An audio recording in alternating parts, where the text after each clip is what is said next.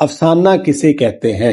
اس کا جو سادہ سا جواب ہے وہ یہ ہے کہ افسانہ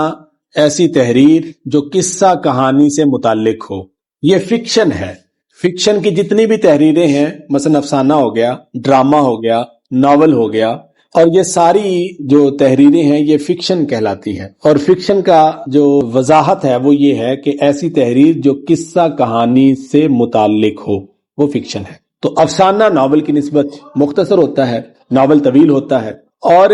اس میں جو غلط فہمی پیدا ہو گئی بچوں کے ذہن میں وہ یہ ہے کہ ان کو بتایا گیا تھا اسکول میں کہ افسانہ کہتے ہیں من گھڑت کہانی کو، جسے بچوں نے یہ سمجھ لیا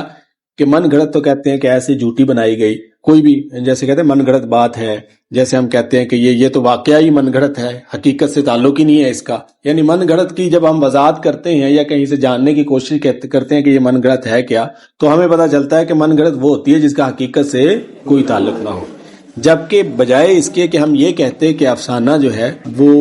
من گھڑت کہانی ہے، بلکہ ہمیں یہ بتانا چاہیے تھا کہ افسانہ ایسی تحریر ہے جو تخلیقی نوعیت کی ہے۔ اب یہ تخلیقی جب ہم سمجھ لیں گے تو پھر یہ من گھڑت والی کہانی بھی ہماری ختم ہو جائے گی۔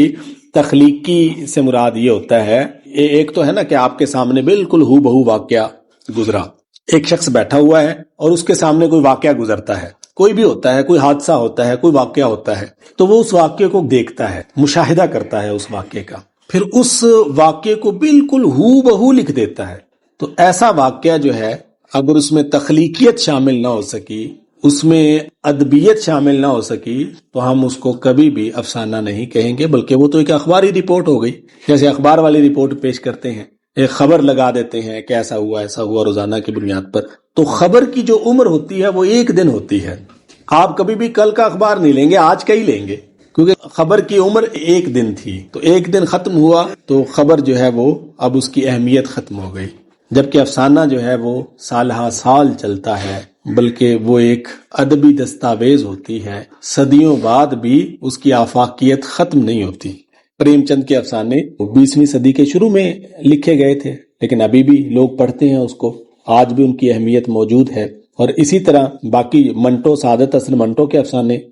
بڑا عرصہ پہلے لکھے گئے، آج بھی لوگ ان کو پڑھتے ہیں اور ہمارے معاشرے کی کسی نہ کسی طور پر عکاسی کرتے ہیں۔ تو اس کی وجہ یہ ہے کہ افسانہ جو ہے بالکل ہوتا ہی وہ ہے جس کا سب سے زیادہ تعلق ہمارے معاشرے سے جڑتا ہے۔ افسانہ ایسی ادبی صنف ہے جو ہمارے معاشرے کے سب سے زیادہ قریب ہے، ہمارے معاشرے کے کسی نہ کسی مسئلے کو پیش کرتی ہے۔ ہمارے سماجی مسائل بہت سارے ہوتے ہیں، ہمارے سماجی مسائل میں غربت ہے، بد امنی ہے، بے روزگاری ہے، اور اس کے علاوہ جو ہے محرومیاں ہیں، انسان کی محروم طبقہ ہے، مفلس طبقہ ہے۔ اچھا، انسان کی نفسیاتی پرتیں ہیں، انسان کے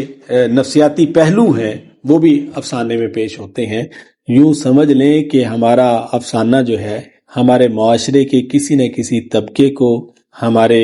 افراد میں سے کسی ایک فرد کی زندگی کو، اس کی نفسیات کو اس طرح پیش کرتا ہے کہ اس میں ایک تو گہرا مشاہدہ مصنف کا نظر آتا ہے، دوسرا اس میں ادبیت کی شان ہوتی ہے، تیسرا اس میں تخلیقی پہلو ہوتا ہے۔ یعنی یوں سمجھ لیں کہ مصنف کے تخیل میں وہ واقعہ جنم لیتا ہے، اور اس کا ہرگز یہ تعلق نہیں ہوتا کہ اس کا ہمارے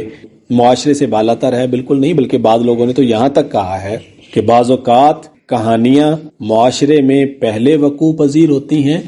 اور مصنف اس کو بعد میں لکھتا ہے، اور ایسا بھی ہوتا ہے کہ کہانیاں جو ہیں پہلے مصنف کے ذہن میں جنم لیتی ہیں، معاشرے میں بعد میں وقوع پذیر ہوتی ہیں۔ یعنی جو بھی کہا جاتا ہے، جو بھی لکھا جاتا ہے، اس کا کسی نہ کسی حوالے سے ہمارے معاشرے سے تعلق ہوتا ہے۔ افسانے میں ایسا ہوتا ہے، بعض اوقات مصنف اپنے آپ کو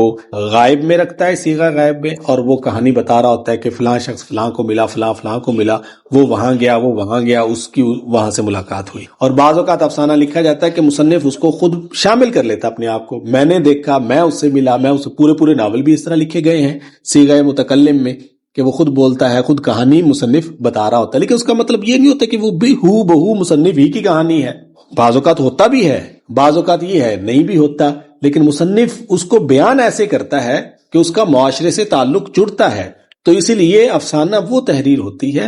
جس کا گہرا تعلق ہمارے معاشرے سے جڑتا ہے، معاشرے کے کسی نہ کسی پہلو کو بیان کیا جاتا ہے افسانے میں، اور چونکہ یہ تخلیقی ہوتی ہے اس لیے اس کا اثر ہمیشہ قائم رہتا ہے۔